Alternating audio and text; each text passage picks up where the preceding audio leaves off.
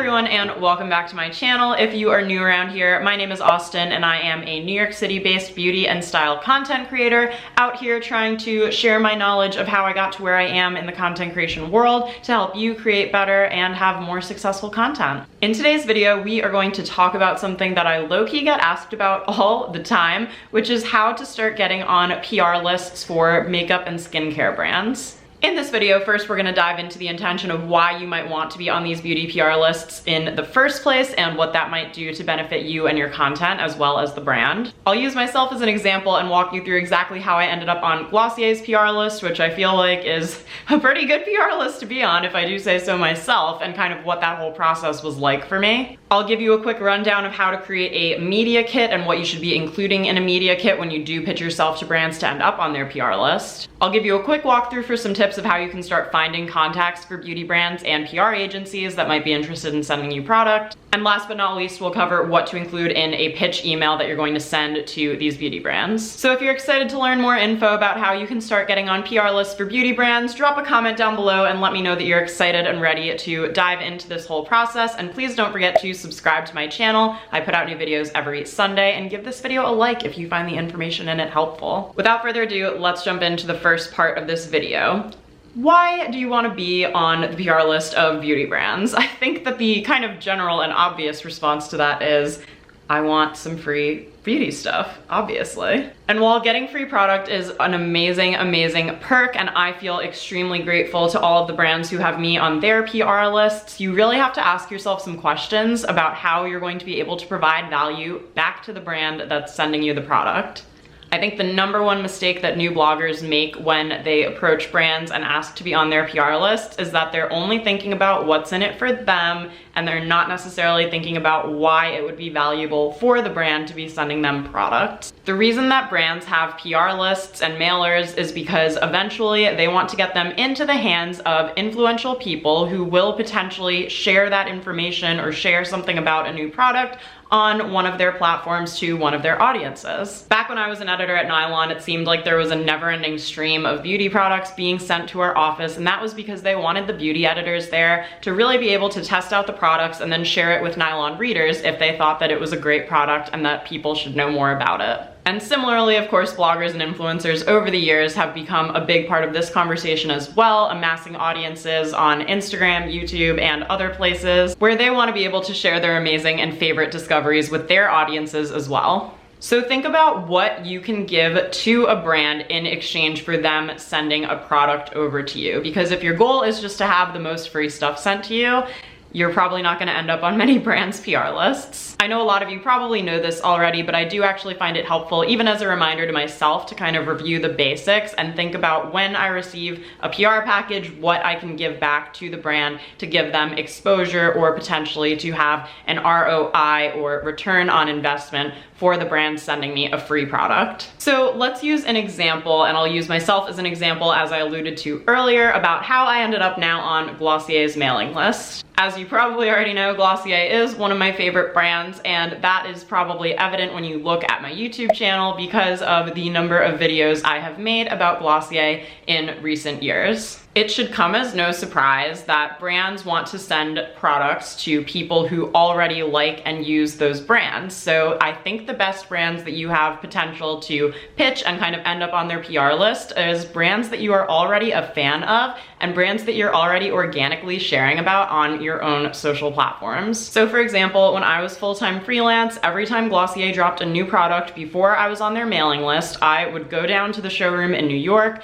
buy the new product for myself, come back here and film and edit and upload a video that very same day, usually a first impressions type of video, especially for skincare. I obviously can't judge and give a full review after only having the product in my hand for about 3 hours, but just to get in the conversation and just to have that first impressions video up there and to show Glossier that I was supporting their new product releases and sharing those releases and my initial thoughts about them with my audience. And I think I was doing this for at least 1.5 years 1.5 or maybe almost 2 years before Glossier finally reached out to me and we started working together and we created this sponsored video here on my YouTube channel. So yes, it did take a little bit of time and organic posting to kind of get that conversation started, but then I've also had other brands reach out to me on Instagram DM and say, oh, like, we love that you're sharing this product. If you ever want to stay up to date on our newest releases, we'd love to add you to our mailing list. Or in exchange, I could say to a brand, if I tag them in an Instagram story and they reply, now I have the DM thread kind of open between the two of us,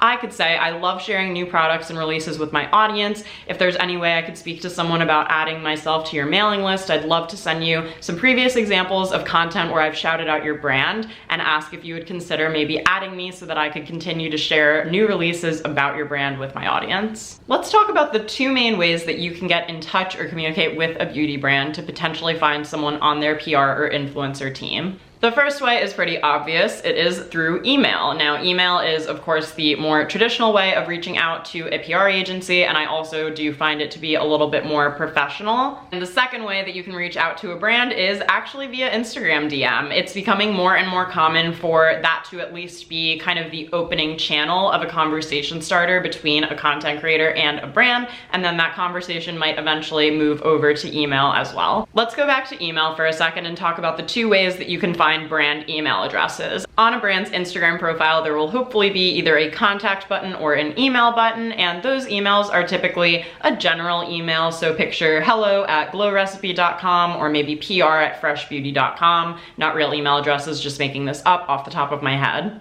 The second way that I recommend finding an email contact for a brand is simply to go to their website and scroll down and look for either a press page or a contact page, and just go there and see if they have an email listed for PR, or even better, if they have an email listed for influencer relations. If you can't find an email with a brand, or if they're a brand that you've actually talked to a lot on Instagram before, I think Instagram DM is a great way to at least open up the communication channel with a brand. If you're having trouble finding a PR contact for the brand, I think there's nothing wrong with sending an Instagram DM and saying, hi, my name is Austen. I am a big fan of your products. I recently posted a bunch of stories about you guys, as you can see back in our comments thread if you scroll back, and I would love to talk to someone more about ending up on your PR list. Is there an email or someone that I can reach out to?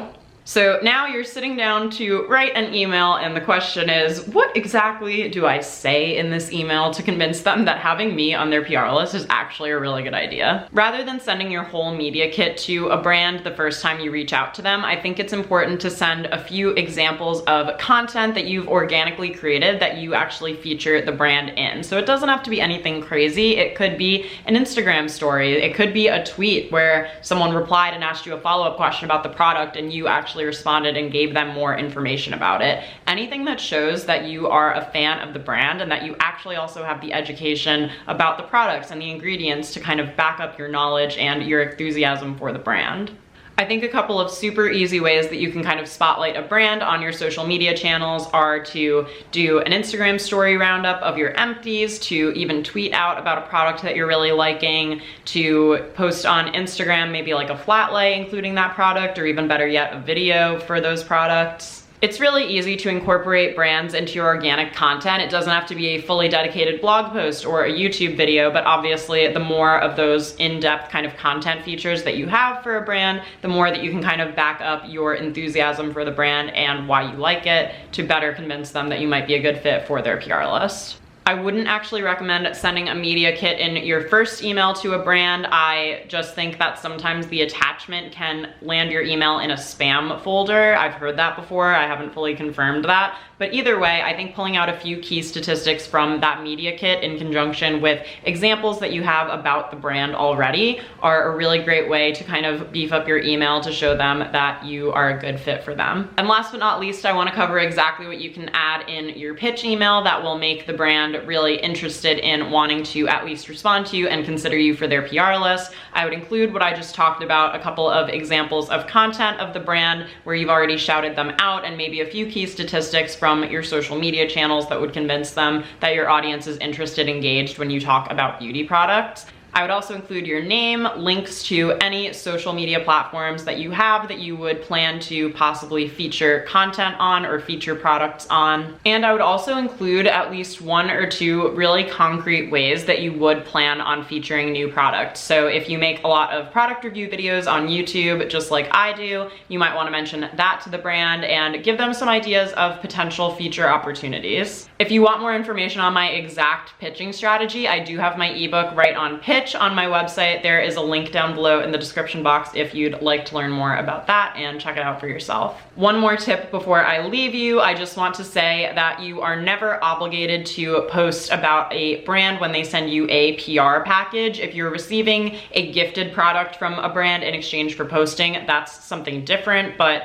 you know, as a content creator, I often receive products from beauty brands, and just because they send them to me doesn't mean I'm required to necessarily even talk about them, and it also doesn't mean that I'm required to give a fully positive opinion or review on them. And it's also just good to always include a disclaimer at the bottom of your product reviews, or let someone know if you did receive the product for PR consideration. As I always have in my YouTube videos down below, I always have an FTC disclaimer to let you guys know that I do receive a lot of product in the mail, and that I'm not necessarily purchasing all of the product you see on my channel with my own money. And I try to be pretty verbally transparent in videos too about when I do receive product and when I've actually gone off and purchased something on my own. All right, you guys, and I think that's everything I wanted to say in this video. Please let me know if you have any additional questions for me about this. Leave them down in the comments below and I will be sure to get back to you. If you are a content creator on the side of having a full-time job, you are definitely going to want to hit that subscribe button and stick around, because in next week's video, I'm going to be talking all about how to make time for your side hustle when you work a full-time job, so that you can learn how to find time to dedicate to content creation while you're still doing your full-time career. Thank you all again so much for watching. If you want, come say hi to me over on Instagram. I love getting DMs from you all and learning a little bit more about who my audience is on here and how I can continue to help you guys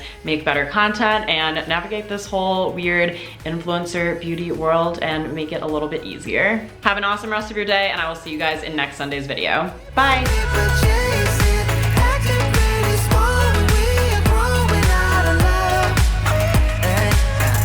It never was like this before.